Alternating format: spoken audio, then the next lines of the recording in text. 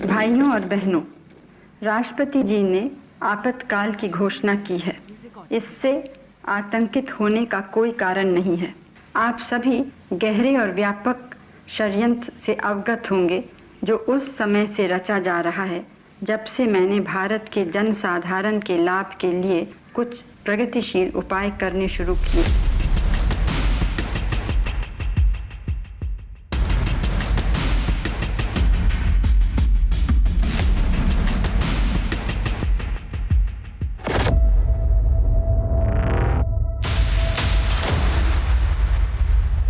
എന്ന് തീരും ഈ അന്ധകാര ഭരണം എന്ന് ആർക്കും അറിയില്ലായിരുന്നു. 21 മാസം നീണ്ട അടിയന്തരാവസ്ഥ പ്രഖ്യാപിക്കപ്പെടുമ്പോൾ പതിനായിരങ്ങൾ രാജ്യമെമ്പാടും ജയിലിലടയ്ക്കപ്പെട്ട, മനുഷ്യാവകാശത്തിന് പുല്ലുവില കൽപ്പിക്കപ്പെട്ട കാലം. ആവിഷ്കാര സ്വാതന്ത്ര്യവും വ്യക്തി സ്വാതന്ത്ര്യവും മാധ്യമ സ്വാതന്ത്ര്യവും ഹനിക്കപ്പെട്ടു. വ്യാജ എൻകൗണ്ടർ കൊലകൾ, മൂന്നാം മുറയുടെ പേരിൽ ക്രൂര പീഡന ദിനങ്ങൾ, പലരെയും കാണാതായി.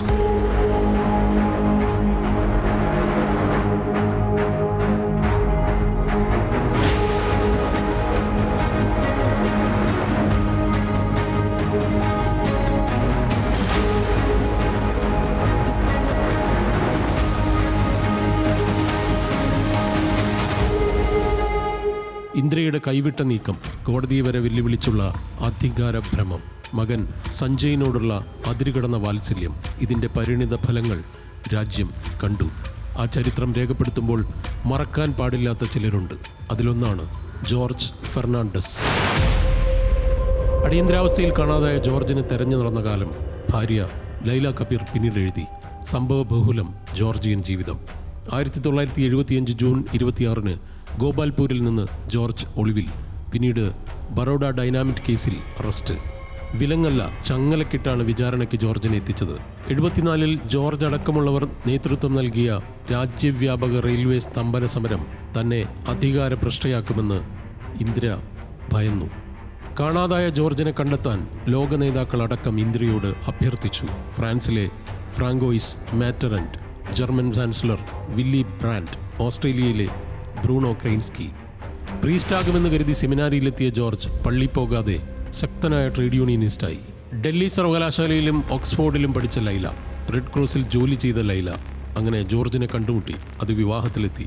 ഇന്ദിരയുടെ അടുപ്പക്കാരിയായിരുന്ന അമ്മയോട് ജോർജുമായുള്ള ബന്ധം മകൾക്ക് നല്ലതല്ലെന്ന് ഉപദേശിച്ചത് ഇന്ദു എന്ന് വിളിക്കപ്പെട്ട ഇന്ദിര തന്നെ. 71 ജൂലൈയിൽ ജോർജുമായുള്ള ലൈലയുടെ വിവാഹത്തിൽ മുഖ്യാതിഥിയായി ക്ഷണിക്കപ്പെട്ട അതേ ഇന്ദിരയുടെ കാലത്ത് പിന്നീട് ജോർജ് വേട്ടയാടപ്പെട്ടു. പക്ഷേ ജയിലിൽ കിടന്ന് മത്സരിച്ച് ബീഹാറിലെ മുസഫർപൂരിൽ നിന്ന് ജോർജ് ജയിച്ച 77 തെരഞ്ഞെടുപ്പിൽ ഇന്ദിര അധികാരത്തിൽ നിന്ന് തൂത്തെറിയപ്പെട്ടു. സോഷ്യലിസ്റ്റായിരുന്ന ജോർജ് വർഷങ്ങൾക്ക് ശേഷം BJPക്കൊപ്പം പ്രവർത്തിച്ചതും ചരിത്രത്തിലെ വൈരുദ്ധ്യം.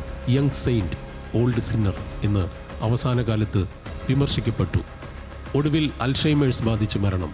Life and times of George Fernandes എന്ന പുസ്തകം പറയുന്നുണ്ട് ആ കാലം.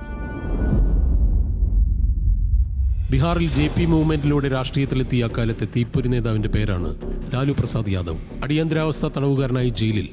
UAPAയുടെ പൂർവ്വരൂപം മെയിൻ്റനൻസ് സെക്യൂരിറ്റി ആക്ട്, മിസ എന്ന നിയമം നടപ്പാക്കി ഇന്ദിര. അന്ന് തടവിലിട്ട നിയമത്തിൻ്റെ പേരാണ് പിന്നീട് മകൾ ജനിച്ചപ്പോൾ ലാലു അവൾക്കിട്ടത്, മിസ ഭാരതി. ഇടഞ്ഞവരോട് പക കാണിച്ചു ആ ഭരണകൂടം. ദേവാനന്ദ്, ദിലീപ് കുമാർ, ഗുൽസാർ. ദേവാനന്ദ് സിനിമകൾ ദൂരദർശനിൽ നിരോധിച്ചു. കിഷോർ കുമാർ ഗാനങ്ങൾ കേൾപ്പിച്ചില്ല ആകാശവാണി. വാർത്താവിതരണ മന്ത്രി VC ശുക്ല ആ പാട്ടുകൾ വിലക്കി. രാജ് നരൈൻ എന്ന സോഷ്യലിസ്റ്റിനെയും അക്കാലത്തിന് മറക്കാനാവില്ല. ഇന്ദിരാഭരണത്തിന് അന്ത്യം കുറിച്ചത് രാജ് നരൈൻ കേസാണ്. അലഹബാദ് ഹൈക്കോടതി വിധി, സുപ്രീം കോടതിയിൽ ജസ്റ്റിസ് കൃഷ്ണയ്യരുടെ ബെഞ്ചിന്റെ ഉത്തരവ്, അടുത്ത പൊതുതെരഞ്ഞെടുപ്പിൽ ഇന്ദിരയ്ക്കേറ്റ അനിവാര്യ പരാജയം. JP ഗോയലിന്റെ the untold story of emergency എന്ന പുസ്തകം പറയുന്നു ആ കാലം. പലരും രചനകളിലൂടെ അക്കാലം നിശിതമായി അടയാളപ്പെടുത്തി.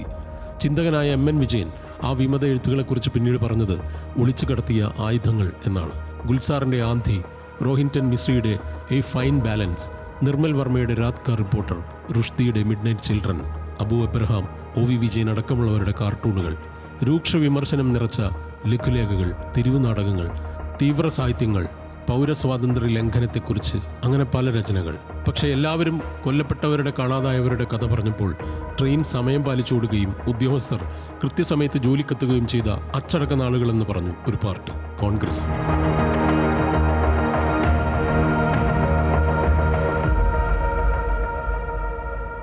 അടിയന്തരാവസ്ഥ പീഡനകഥകൾ എത്ര പറഞ്ഞാലും തീരില്ല.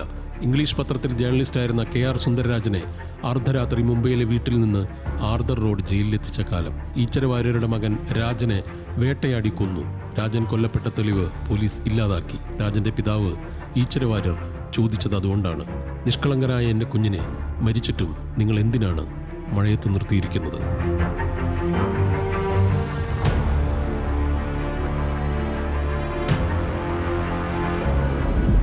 ഭരണകൂട ഭീകരത, സെൻസർഷിപ്പ്, ധർമ്മം മറന്നുപോയ മാധ്യമങ്ങൾ, അതിനെക്കുറിച്ച് അന്ന് തടവിലാക്കപ്പെട്ട BJP നേതാവ് ലാൽകൃഷ്ണ അദ്വാനി പറഞ്ഞ വാക്കുകൾ പിന്നീട് ചരിത്രത്തിൽ രേഖപ്പെടുത്തപ്പെട്ടു. അതിങ്ങനെ: you were asked only to bend but you crawled. അവർ കുനിയാൻ പറഞ്ഞു, പക്ഷെ നിങ്ങൾ ഇഴഞ്ഞു. ഫാസിസം പുരണ്ട ആ ദിനങ്ങൾക്ക് അരനൂറ്റാണ്ട്.